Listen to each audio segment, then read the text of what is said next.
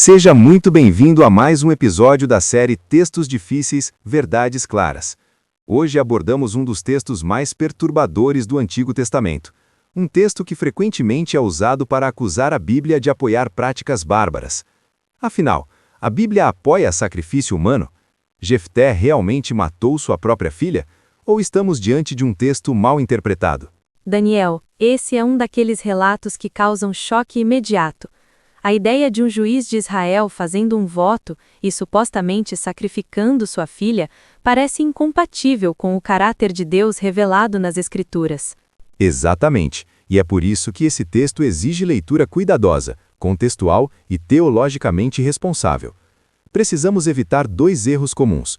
O primeiro é suavizar o texto para torná-lo menos ofensivo.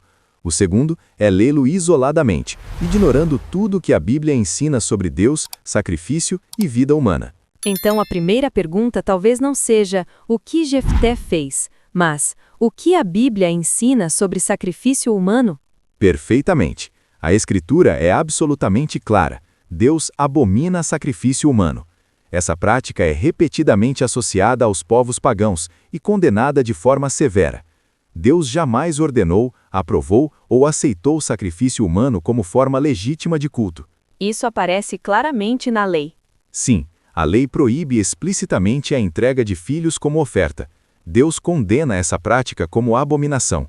Portanto, qualquer leitura de Juízes que sugira que Deus aprovou um sacrifício humano entra em choque direto com o restante da revelação bíblica. Isso já nos obriga à cautela na interpretação. Exatamente. Agora precisamos entender o contexto do livro de Juízes. Esse é um período marcado por decadência espiritual, confusão moral e afastamento progressivo da palavra de Deus. A frase que se repete é clara: cada um fazia o que parecia certo aos seus próprios olhos. Então Juízes não é um livro de exemplos a serem imitados. De forma alguma. É um livro descritivo, não normativo. Ele registra o que aconteceu, não o que deveria ter acontecido. Muitos atos relatados são apresentados como tragédias espirituais, não como modelos de fé. E Jefté surge exatamente nesse contexto. Sim, Jefté é um homem chamado por Deus para libertar Israel, mas profundamente marcado pela cultura ao seu redor. Ele demonstra fé verdadeira, mas também ignorância teológica significativa.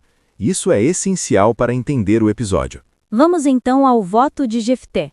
Jefté faz um voto precipitado, prometendo oferecer ao Senhor aquilo que primeiro saísse de sua casa ao retornar vitorioso da batalha. Esse voto revela mais influência pagã do que instrução bíblica. Deus nunca exigiu esse tipo de barganha. Isso já é um sinal de alerta.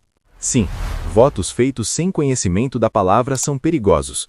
Jefté tenta negociar com Deus, como se a vitória dependesse de um sacrifício extraordinário, quando Deus já havia prometido libertação. E então sua filha sai ao seu encontro. Exatamente. O texto descreve a dor profunda de Jefté. Ele reconhece a gravidade da situação, mas isso não significa automaticamente que ele matou sua filha. Aqui entramos no ponto mais debatido do texto. Existem duas interpretações principais, não é? Sim. A primeira afirma que Jefté literalmente sacrificou sua filha.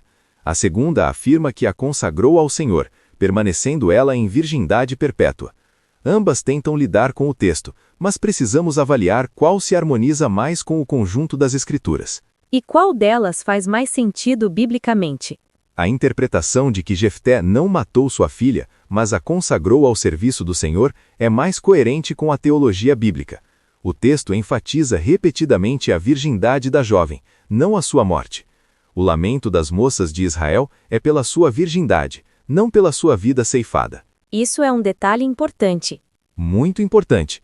Se o foco fosse um sacrifício humano, o texto enfatizaria a morte, mas o foco é a renúncia ao casamento, a descendência e a vida comum.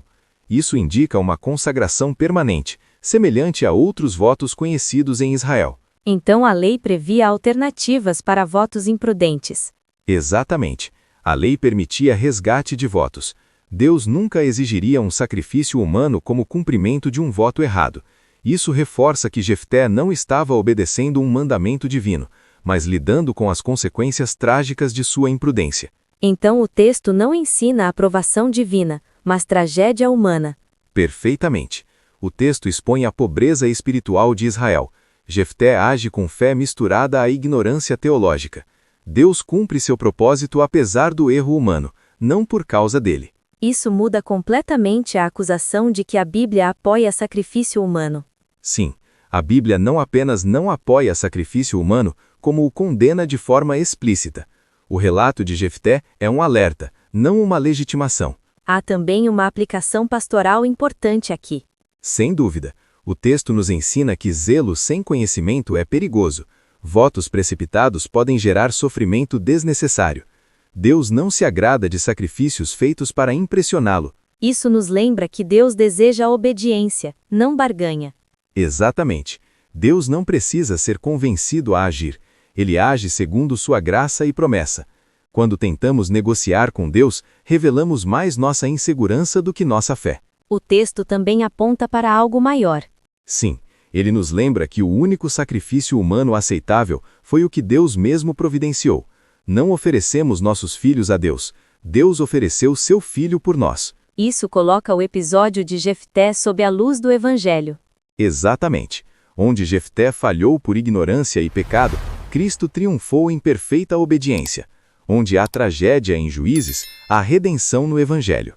Daniel, como podemos resumir esse episódio de forma clara? Podemos resumir assim.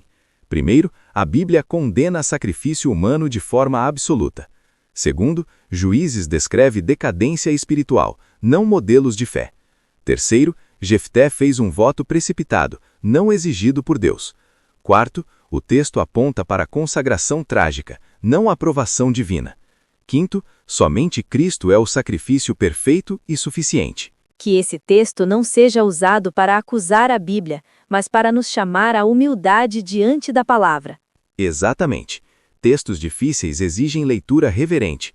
Quando lidos corretamente, eles não diminuem Deus, mas revelam nossa necessidade urgente de graça. Obrigada por acompanhar mais este episódio da série Textos Difíceis, Verdades Claras. Que essa verdade fortaleça a sua fé e sua confiança na Escritura.